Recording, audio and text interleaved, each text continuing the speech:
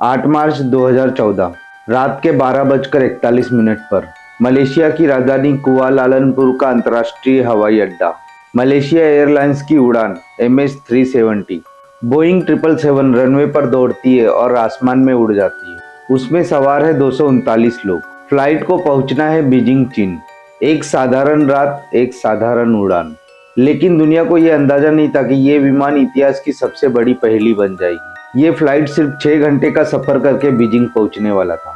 लेकिन आज 2026 है, 11 साल हो चुके हैं, हजारों करोड़ों रुपए खर्च हो चुके हैं। दुनिया की ताकतवर देशों की नौसेनाएं, सैटेलाइट सब कुछ झोंक दिया इस सर्च ऑपरेशन में।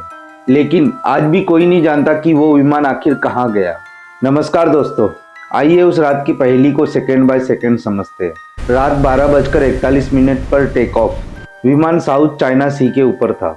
रात 1:19 कुआलालंपुर एयर ट्रैफिक कंट्रोल ने पायलट से कहा, Malaysian 370 who you are, contact Ho Chi Minh city, good night.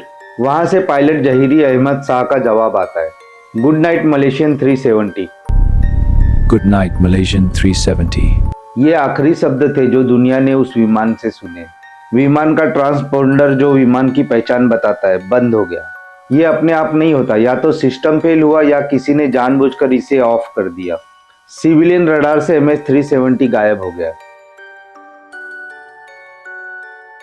लेकिन असली ट्विस्ट तब आता है जब मलेशियाई मिलिट्री रडार की डाटा रिकॉर्डिंग निकाली जाती है। दोस्तों, जो सामने आया वो हैरान करने वाला था। विमान ने अपना रास्ता बदल लिया था। यह अपने निर्धारित मार्ग से 180 डिग्री घूमकर वापस मलेशिया के ऊपर से गुजरा।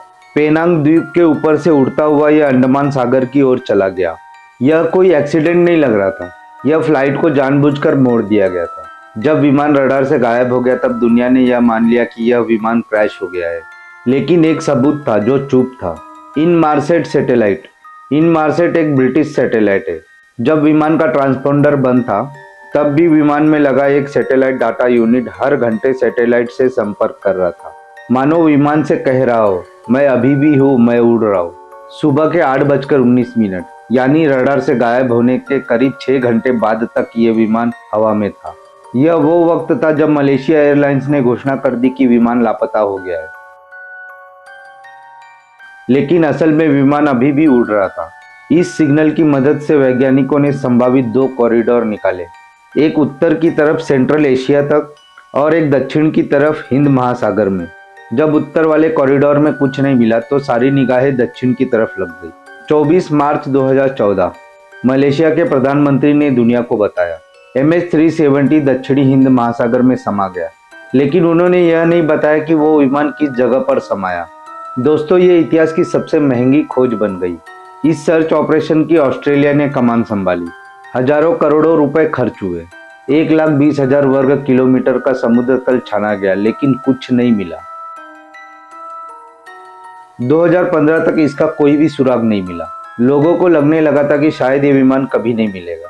लेकिन फिर 29 जुलाई 2015 को हिंद महासागर में एक छोटा सा द्वीप, रीयूनियन आइलैंड, एक सफाई कर्मचारी को एक सफेद चीज मिलती है। वो था फ्लैपेरॉन, विमान के पंख का एक हिस्सा। फॉरेंसिक जांच में यह पुष्टि हुई कि यह टुकड़ा MH370 का था।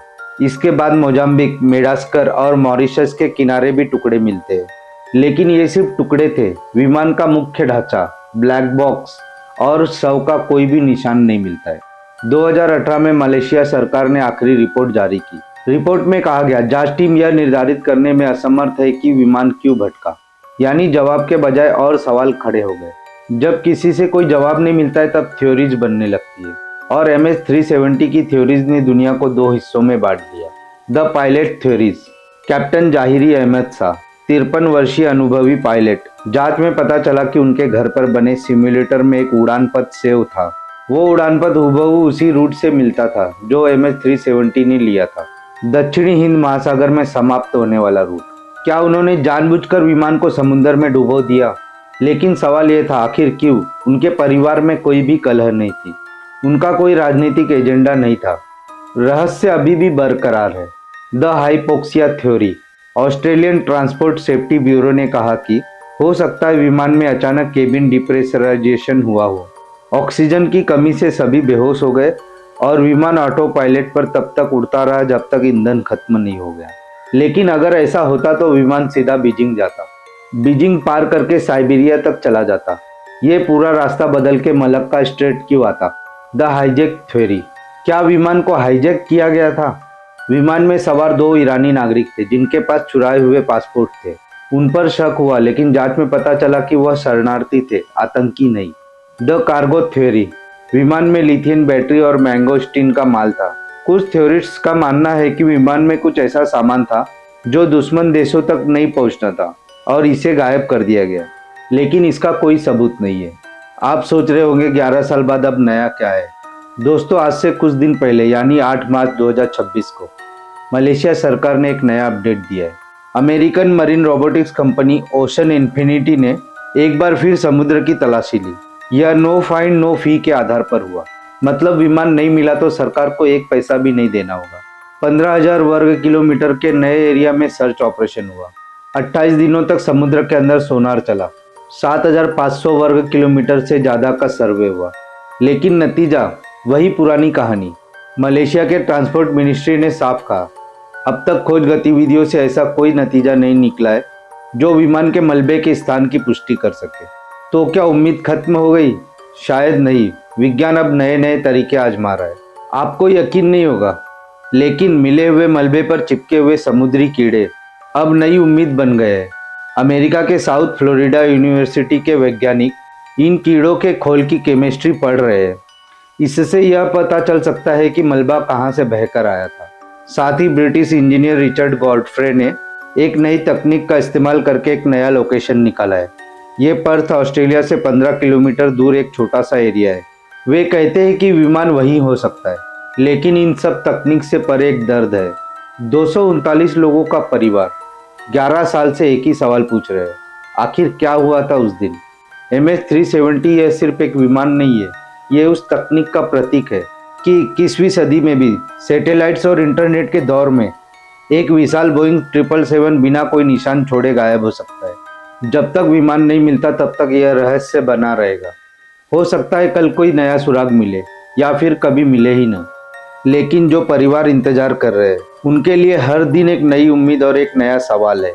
लेकिन आने वाली सर्च भी नाकाम रही तो हो सकता है कि MH370 हमेशा के लिए एक अनसुलझा रहस्य बनकर रह जाए। यह हमें याद दिलाता है कि इस तकनीकी के युग में भी इंसान प्रकृति के सामने कितना छोटा है। समंदर की गहराइयाँ आज भी अपने राज अपने पास रखती है। शायद कल हमें सच्चाई पता चले, शायद कभी चले ही ना, लेकिन 239 लोग वे थे। वे किसी के बाप, किसी के बेटे, किसी के दोस्त, किसी की बीवी या किसी के पति थे। उनकी यादें आज भी जिंदा है। जब तक सच्चाई पता नहीं चलती वह सवाल पूछते रहेंगे। अगर आपको यह वीडियो पसंद आया हो तो लाइक और सब्सक्राइब जरूर करें। अगर भविष्य में इस सर्च ऑपरेशन का कोई भी अपडेट आता है तो आपके लिए उस अपडेट का वीडियो जरूर बनाऊंगा। तब तक के लिए धन्यवाद। एक आखिरी बात, बहुत से लोग पूछते हैं कि ब्लैक बॉक्स क्यों नहीं मिला। दरअसल ब्लैक बॉक्स में एक अंडर वाटर बीकन होता है जो सिर्फ 30 दिन तक सिग्नल भेजता है। MH370 गायब हुए जब सर्च टीम को सही लोकेशन का पता चला तब तक 30 दिन बीत चुके थे। तब से इंटरनेशनल सिविल एविएशन ऑर्गेनाइजेशन ने नियम बदल दिया है। अब ब्लैक बॉक्स के बीकन 90 दिन तक काम करेंगे दोस्तों, लेकिन ये बदलाव MH370 वाले परिवारों के लिए बहुत देर से आए। Good night, Malaysian 370. धन्यवाद।